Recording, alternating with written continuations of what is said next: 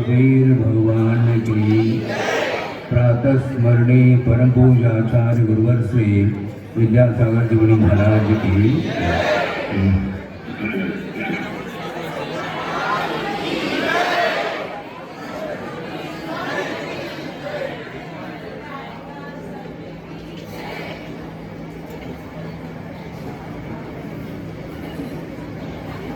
पौराणिक आचार्य भक्ति के निमित्त को लेकर के मंच पर आना हुआ।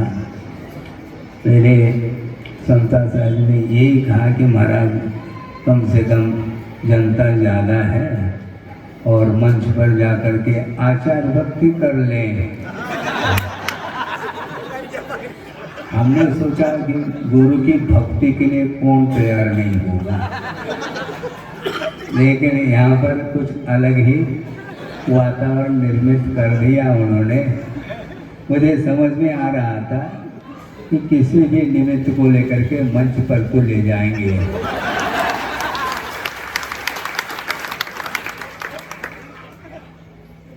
और कल की बात को भी भूमिका उन्होंने बना ली है और कल क्या क्या होना है वो आपके सामने आएगा।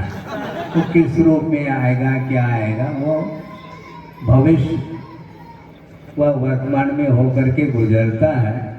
कल की बात को हम ज़्यादा कुछ कहना नहीं चाहते हैं। वर्तमान में जीने के लिए गुरुदेव ने कुछ शब्द दिए हैं, उनको ही हम आपके सामने दोहराना चाहेंगे कि विगत सब विस्मरण में अनागत कब मरण में ढल चुका विदित नहीं है। विगत सब विस्मरण में अनागत कब मरण में ढल चुका विदित नहीं है, स्वसंवेदन यही है। ऐसा उन्होंने बहुत पहले पंक्ति लिखी थी मुक्तक के रूप में। वो प्रसंग के अनुरूप समझ लो कि महाराज के निमित्त से वो पंक्तियां हमें याद आ गई, क्योंकि प्रासंगिक पंक्तियों को याद करने से अपने आप एक विषय सामने आता है। गुरुदेव का बार बार कहना है और वो जो भी अपने मुख से हम और आपके लिए कहते हैं वो एक एक उनके वचन सूत्र के काम करते हैं। हाँ, प्रवचन देते हैं लेकिन एक एक पंक्ति ही नहीं, एक एक शब्द वो गहरे अर्थ को लिए हुए होते हैं। इसलिए हमें उनके शब्दों को, बहुमूल्य चिंतन को आत्मसात करने के लिए अवसर आया है। और वस्तुतः गुरु का स्मरण जो किया जाता है वह आत्मसात करते हैं तो निश्चित रूप से वह स्मरण भी एक तरफ रह जाएगा, क्योंकि स्मृति के समय पर बुद्धि काम करती है और जब संवेदन के साथ कुछ अनुभव हम करते हैं हृदय में उसको बिठा करके उस समय शब्द मौन हो जाते हैं। हाँ, और सर्वर सिद्धि आदि पढ़ लेते हैं, अपनों पढ़ा होगा, स्वाध्याय करते हैं, कराते हैं कि आचार्य महाराज मंच पर आवे अथवा न आवे, मौन भी बैठे रहें तो भी उनके मुख से वह ध्वनि निकलती है, क्योंकि वीतराग मुद्रा के दर्शन से जो आत्मा में पवित्रता आती है तो उस समय और कोई भी बात याद नहीं आती। उन्होंने ही कहा था एक श्राव्य काव्य हुआ करता है और एक दृश्य काव्य हुआ करता है। बहुत पहले उनके मुख से सुना था, वह प्रसंग के अनुरूप याद आ जाता है कि कोई न कोई प्रसंग बनाना तो पड़ता ही है। और ये सारे सारे उनके स्मरण करने से ही वो शब्द सामने आते हैं कि प्रभु के दर्शन करते समय जो आनंद आता है, जनबिंब दर्शन करने से आस्था जागृत होती है और धर्म श्रवण के माध्यम से भी आस्था जागृत होती है। किंतु उनका ये कहना है कि जनबिंब दर्शन करते समय एक अलग ही अनुभूति होती है, क्योंकि वीतरागता का साक्षात दर्शन वहां पर किया जा रहा है। और आगम का अवलोकन करते समय बुद्धि को लगाना पड़ता है। वहां पर वीतरागता का दर्शन नहीं हो सकता आगम के द्वारा। उसमें वीतरागता कहाँ है इसको ढूंढने की आवश्यकता पड़ती है, अन्वेषण की आवश्यकता पड़ती है। जबकि साक्षात जिनबिंब का जब दर्शन करते हैं उस समय नासा दृष्टि हो आती है। भगवान की दृष्टि कहाँ पर है? बोलो। दृष्टि नासा पे धरे, किसी आशा पर उनकी दृष्टि नहीं है। मात्र नासा दृष्टि का अर्थ अन्य किसी पदार्थ के प्रति उनका उपयोग नहीं जा रहा है। उनका दिव्य शरीर है, साक्षात समोसन में विराजमान प्रभु है। उनके अनुरूप दुनिया में किसी भी जीव का शरीर तुलना के रूप में नहीं आ सकता।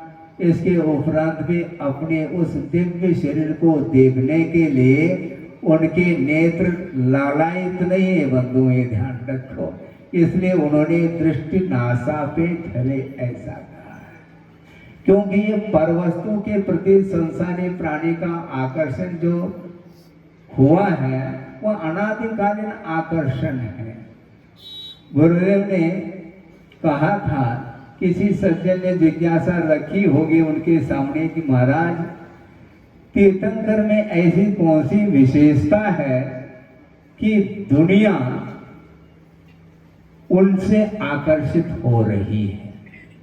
तो गुरुदेव ने बहुत शॉर्ट में उत्तर दिया, दुनिया इसलिए आकर्षित है, वो दुनिया से आकर्षित नहीं है।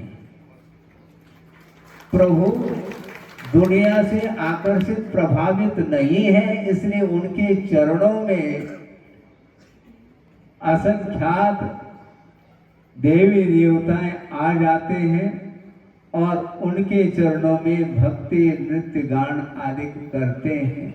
इसके उपरांत भी उनका उपयोग एक क्षण के लिए भी अन्यत्र नहीं जा रहा। इसको बोलते निजानंद रसलीन बोलते हैं। तो गुरुदेव ने ये कहा कि विगत सब विस्मरण में, विगत में जो कुछ भी घटनाएं घटी हैं वो सारे विस्मृत हो जाएं, और अनागत में जो कुछ भी घटना घटने वाली है वह भी घटित हो जाएगी। किंतु जो कुछ भी संवेदन में आने वाला है वह वर्तमान का संवेदन होता है और स्व का संवेदन होता है। ज्ञान में और संवेदन में क्या अंतर है, इसको भी उन्होंने बहुत अच्छे शब्दों में वर्णित किया है कि ज्ञान वस्तुतः अतीत, अनागत और वर्तमान को जानता है, स्व को भी जानता है और पर को भी जानता है। किंतु संवेदन जो होता है, अनुभूति जो होती है, वह वर्तमान की होती है और स्व की अनुभूति होती है। इसलिए दीक्षित होने के उपरांत पूर्व कोटि तक भी साधक साधना करता चला जाता है। इसके उपरांत भी संवेदन जो होता है वह वर्तमान का ही होता है। इसलिए उनका ये कहना है श्रवण संघ के लिए, आप लोगों ने भी सुना होगा कि गुरुदेव ने क्या कहा है। सिद्धांत की बातें कहने लगे महाराज। आज सिद्धांत ही जो है ना अंत तक ले जाने वाला है।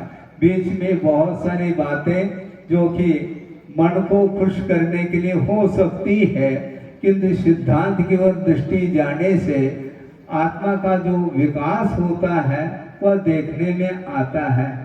पूर्व कोटि मान लो किसी की उम्र है और वह दीक्षित होकर के श्रवण पद पर अपना कदम रख करके साधना करता चला जा रहा है। इसके उपरांत भी केवल ज्ञान हो अनिवार्य नहीं, और दीक्षित होने के उपरांत मान लो शुद्धोपयोग में लीन हो गया और अंतर्मूर्त में है वह केवल ज्ञान ले करके आता है। इतनी विशेषता किसमें है? ध्यान ध्यान में विशेषता है। मन को एकाग्र करने के लिए यह अवसर मिला है। और उदाहरण बहुत अच्छा उन्होंने दिया था कि ज्वार और बाजरा आप बेचेंगे तो उसमें प्रॉफिट कितना होता है। और जोहारत की दुकान है, मान लो वो साल भर में कोई भी एक व्यक्ति आ जाए और एक नग मान लो ले गया तो करोड़पति नहीं अरबपति बन सकता है। इसलिए गुरु को स्मरण में लाते हुए हम इसको भी स्मरण में लाना चाहते हैं कि कुंद कुंद महाराज को उन्होंने परिचय कराया है तो गुरुदेव ने कराया है। अभी 2-3 दिन पहले की बात है, थोड़ा सा प्रसंग आया था इसलिए कहने का प्रयास किया था। जब हमारा प्रवेश हुआ उस समय हमारी क्या स्थिति थी, देखने लायक थी वो स्थिति। हाँ, वो ये थी कि हम तो रहे कन्नड़ भाषा भाषी हैं और उसमें भी 10th कक्षा में पास हुए हैं। बड़ी बड़ी कोई डिग्री आदि तो है ही नहीं। और उस समय आप समझते हैं अंगूठा, अंगूठा का अर्थ क्या होता है? अंगूठा छाप है। सुनो और क्या कहना चाह रहा हूं, अंगूठा छाप। किंतु ये भी बुद्धि मेरे पास नहीं थी कि अंगूठा कहां पर छापना है।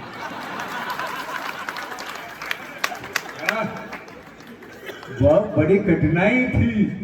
एक जो है ना माला दे दी थी सूत की, है मणि की नहीं थी, सूत की माला। आप देखते हैं कभी कभी वेदी के वहां पर देख लो, खुट्टी पर टकी हुई रहती है सूत की माला। और एक प्रभु पतित पावन की बेटी को पढ़ने के लिए एक पतली सी हाँ पुस्तिका दी थी। उसमें प्रभु पतित पावन और 12 भावना इत्यादि पढ़ो ये कहा था। ये स्थिति थी हमारी और यहाँ तक ले आए। वो कौन ले आए? हाँ, ये हमें ध्यान में रखना है। स्मरण में करने का अर्थ इतना ही है कि हमारी क्या स्थिति थी, कहाँ तक वो ले आए और इसी प्रकार वो आगे भी जो शेष जीवन बचा है और उसमें भी हमें ले जाने का वो पुरुषार्थ करेंगे। हम जा पाते कि नहीं जा पाते, बड़ी समस्या खड़ी होती है। जैसे जैसे पार्श्वनाथ फिल्म सामने आता है तो हाथी फटती है। उसी प्रकार अवशेष जीवन में शारीरिक बल भी क्षीण हो रहा है और मनोबल भी धीरे धीरे क्षीण होता चला जाएगा और वचन बल भी क्षीण हो जाएगा। उस समय नए नए प्रसंग हम याद दिलाएं और बोले, न बोलने की क्षमता, न माइक पर क्या बोल पाएंगे। ये सारा का सारा ज्ञान ऐसा ही चला जाता है, क्योंकि यह परिणमन है। इस परिणमन को कोई भी रोक नहीं सकता। भगवान के पास अनंत शक्ति है। अनंत शक्ति से संपन्न होने के उपरांत भी वस्तु के परिणमन को वो रोक नहीं सकते। ये सिद्धांत है। इस सिद्धांत को सामने रखते हुए ही अपना लक्ष्य क्या है, ध्रुव लक्ष्य क्या है, उसको सामने रखते हुए वहां तक पहुंचना है जहां तक गुरु और प्रभु पहुंच चुके हैं। गुरुदेव ने कहा था कि वर्तमान का जो मोक्ष मार्ग है वह बहुत कैसा है, आपने सुना है? महाराज जी को पूछ रहे हैं हम। उन्होंने ये कहा था कि इस पंचम काल में जो कुछ भी मोक्ष मार्ग पर श्रमण लोग चल रहे हैं वह मोक्ष मार्ग ओनली नर्सरी कहा था उन्होंने। सोचो विचार करो, आपको आश्चर्य लगेगा महाराज फिर हम कहां पर हैं, आप जानो। जब श्रमण लोग भी इस नर्सरी में है तो आपकी क्या स्थिति बनती है, आपका विषय है। बिल्कुल ठीक कहा उन्होंने। ये कहा था कि देखो एक छोटा सा मच्छर बदन पर बैठ जाता है तो प्रतिकार का भाव आ सकता है, आवे नियामक नहीं, लेकिन आने में देर नहीं लग सकती। मान लो हमने मच्छर को उड़ाया नहीं, किंतु भीतर उड़ जाए, इस प्रकार का भाव भी यदि आ गया है तो समझ लेना फिर सामने शेर आकर के बैठ जाए तो क्या होगा। हाँ, मच्छर बैठे हैं तो आप लोग क्वाइल जलाते हैं, और शेर आकर के बैठ जाए तो क्वाइल जलाओगे आप? पास में जाने का साहस होगा क्या आपको? संभव नहीं। इसलिए भयानक जंगलों में साधना करने वाले जो साधक होते थे, उनको लेकर के हम लोगों के सामने बार बार विषय रखते हैं। आचार्य महाराज, आप लोग चार दीवार में बैठ करके अरण सिद्ध करो, बड़ी उपलब्धि होगी। और ये भी यदि नहीं हो पाएगा तो ओम शांति कहते हो। ओम शांति का अर्थ क्या? कोई कुछ भी नहीं कर पाएगा। इसलिए यह मोक्ष मार्ग बहुत लंबा चौड़ा है। इसलिए गुरुदेव का बार बार कहना है, बहिरंग साधना करते हुए यथाशक्ति शारीरिक पक्ष को सामने रखते हुए साधना करो, बहिरंग साधना, किंतु अंतरंग साधना को भूलना नहीं, क्योंकि भीतरी साधना के लिए ही ये बहिरंग साधना हुआ करती है। इसलिए ज्यादा नहीं कहना चाहता हूँ, अपराणिक वेला है, गुरु भक्ति के लिए आए हैं और महाराज ने आपको संकेत किया कल क्या होना है वो बताएंगे। कल हम क्या होना है वो हम बताने की आवश्यकता है, देखने में भी आ सकता है। बस इतना ही कहना चाहता हूँ। गुरु को स्मरण में लाते हुए उन्होंने अपने जीवन में जो साधना की है और उस साधना का एक अनंतवा अंश भी हमारे जीवन में वो उतर जाए तो निश्चित रूप से मैं अपने आप को धन्य बड़भागी समझूंगा, क्योंकि साधना गुरुदेव के सामने किसी की साधना की तुलना नहीं की जा सकती है। हाँ, हम मान लो शरीर क्षमता मिल जाए, 10 उपवास, 15 उपवास, 1 साल 1 महीना उपवास जो हो सकता है, इस सभा में कोई करने वाला हो वो अलग वस्तु, किंतु उनकी वो खड़े हो करके एक काय स्वर्ग भी कर ले तो उनके साथ बराबरी नहीं हो सकती। ये ध्यान रखो। ये क्यों? इसको बोलते हैं अंतरंग साधना। इसलिए हम लोगों को उन्होंने जो दिया है वो न भूतो न भविष्यति वाली बात है। इसलिए गुरुदेव को स्मरण में हम जब तक इसमें क्षमता है, शरीर में पूरी एनर्जी, हाँ जी, पूरी एनर्जी लगाएंगे और मात्र उनकी भक्ति भी करते रहे तो निश्चित रूप से मोक्ष मार्ग की सामग्री, उस भक्ति के माध्यम से विशिष्ट सामग्री हमें भविष्य में मिलेगी और जिसके माध्यम से शुद्धोपयोग का लाभ उठाते हुए केवल ज्ञान को प्राप्त करेंगे।